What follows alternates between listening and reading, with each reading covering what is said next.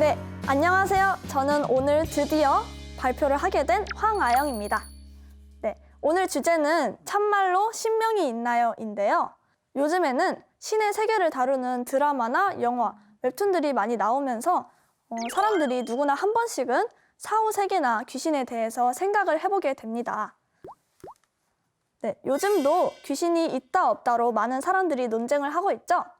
네, 성현 선생님, 귀신이 있다고 생각하세요? 없다고 생각하세요? 저는 귀신이 있다고 생각해요. 왜요? 제가 수행할 때 신명들이 직접 걸어 다니는 걸 직접 봤거든요. 그래서 귀신이 있다고 생각해요. 진짜요? 성현 선생님은 눈으로 직접 봤으니까 믿을 수밖에 없겠네요. 네, 그런데 이 물음에 대한 해답을 상제님께서 내려주셨습니다. 도전 속 말씀을 보면 사람마다 몸속에 신이 있단다. 사람마다 그것이 없으면 죽는 것이요 라고 하셨습니다. 사람마다 몸속에 신이 있다니 이게 과연 무슨 말일까요? 신명에 대해 좀 더 구체적인 말씀을 해주셨는데 그 말씀을 통해 알아볼게요. 네, 같이 읽어볼까요? 사람에게는 혼과 넋이 있어 혼은 하늘에 올라가 신이 되어 제사를 받다가 사대가 지나면 영도 되고 혹 선도 되며 넋은 땅으로 돌아가 사대가 지나면 귀가 되느니라. 네, 이 말씀은 사람의 몸과 영의 구조에 대해서 말씀해 주신 것인데요. 상제님 말씀에서도 알 수 있듯이 사람에게는 육체와 영체 두 부분으로 이루어져 있습니다. 사람에게는 단순히 눈에만 보이는 육체만 있는 것이 아닌 눈에 보이지 않는 영체, 즉 우리가 흔히 말하는 영혼이 있다는 것이죠.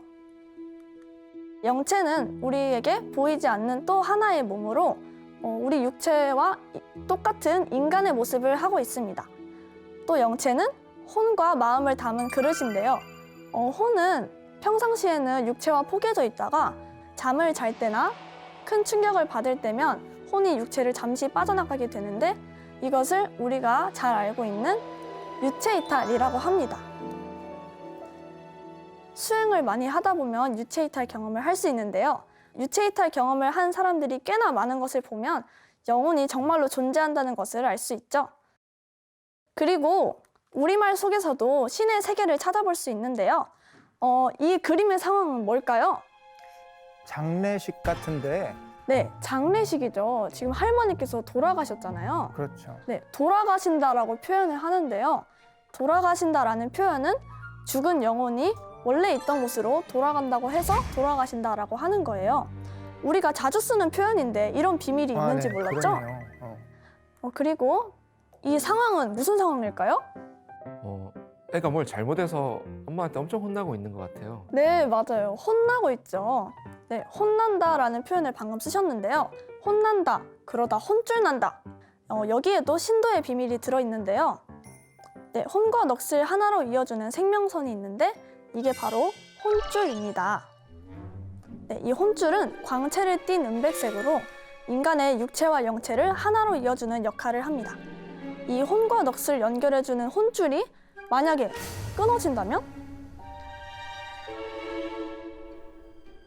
육체와 영체는 분리돼서 죽음에 이르게 되는 것이죠. 그러니까 혼난다, 혼줄 난다라는 말은 혼줄이 끊어져 사람이 죽음에 이를 정도로 크게 꾸지람을 듣다라는 뜻인 겁니다. 네, 그리고 우리가 엄청 놀랐을 때 혼비백산이라고 하잖아요. 이걸 혼은 원래 왔던 하늘로 돌아가고 넋은 땅으로 흩어진다 해서 혼비백산이라고 하는 거예요. 네, 이렇게 우리말 속에서 정말 많은 신에 대한 언어들이 숨어 있죠. 이런 표현들을 옛날부터 조상님들께서 써왔는데요. 조상님들께서는 이런 생활 속에서 신명이 있는 것을 알고 계시지 않나 싶습니다. 네, 그런데 많은 사람들이 죽어서 어떻게 되는지 궁금해하잖아요. 그럼 죽어서 하늘로 돌아가게 되면 모든 게 끝이 되는 걸까요? 박은영 포가님은 죽으면 어떻게 된다고 생각하세요? 죽으면 신명이 되니까 제 생각에는 그 천상에서 신명으로 또 삶이 이어지지 않을까 생각을 해요. 네, 그렇죠. 죽고 나서 모든 게 끝이 아니죠. 사람이 죽으면 하늘에 올라가 신이 된다는 상제님의 말씀처럼 천상으로 돌아간 사람의 혼은 신명세계에서 신명으로 태어나 제2의 삶을 살아가게 됩니다. 상제님께서는 죽음 후의 삶에 대해서도 말씀해 주셨는데요. 관련 성구를 다 같이 읽어볼까요? 네. 하늘에 가면 그 사람의 조상 가운데에서도 우더분이 있어서 철부지 아이들에게 천자문을 가르치듯 새로 가르치나니 사람은 죽어 신명이 되어서도 공부를 계속하느니라. 죽었다고 당장 무엇이 되는 것은 아니니라. 상제님 말씀에도 나와 있듯이 사람은 신명이 되어서도 공부를 계속하게 됩니다. 그렇군요. 계속 공부해야 되는군요. 힘들겠지만 예. 열심히 해야겠죠? 네. 이 그림과 같이 사람이 죽어서 천상으로 올라가면 천상에도 수많은 나라가 있어서 사람이 사는 것처럼 살아가게 된다는데요. 그러면 신명은 하늘에만 있을까요? 성윤 선생님? 답은 뭘까요? 신명은 제 뒤에도 있고 제 주변에도 있을 것 같습니다. 아, 네, 맞아요. 네, 정말? 네, 성윤 선생님이 말씀하신 것처럼 신명은 어디에나 있습니다. 네, 상제님께서는 천지간에 가득 찬 것이 신이니 풀잎 하나라도 신이 떠나면 마르고 흙 바른 벽이라도 신이 떠나가면 무너지고 손톱 밑에 가시가 드는 것도 신이 들어서 되느니라. 신이 없는 곳이 없고 신이 하지 않는 일이 없느니라 라고 하셨어요. 네, 그렇다는 것은 우리가 사는 집에도 학교에도 지금 여기에도 신이 꽉 들어찼다는 거죠. 이 많은 신들 중에는 우리같이 인간 모습을 한 인격신도 있고 천둥신이나 바람신, 도깨비 같은 자연신도 있습니다. 네, 신의 세계는 이렇게나 복잡한데요. 이렇게 많은 신들이 우주에 꽉 들어찼다는 겁니다. 그럼 과연 여기에도 저기에도 천상에도 있는 신명들과 우리 인간들은 어떤 관계일까요? 뗄래야 뗄 수 없는 관계? 저는 신명이랑 사람 엄청 친한 관계라고 생각해요. 네, 역시 상제님 말씀으로 알아볼게요.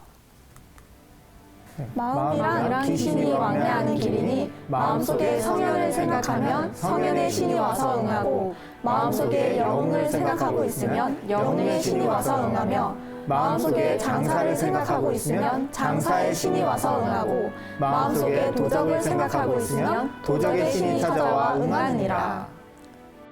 이 말씀처럼 자기 자신이 마음먹기에 따라서 응하는 신이 달라진다는 것입니다. 만약 제가 어떤 사람을 미워해서 그 사람에 대해서 나쁜 마음을 먹게 되고 나쁜 생각을 하게 된다면 그에 맞는 신이 찾아와서 저에게 응하게 되겠죠? 마음을 잘 먹어서 착하고 고든 생각만 하면서 산다면 여러분은 더욱 착하고 고든 사람이 될 것입니다. 네, 그런데 이 말씀에는 더 중요한 뜻이 담겨 있습니다. 네, 저승과 이승은 동전의 양면같이 서로 영향을 주고받는다고 하잖아요.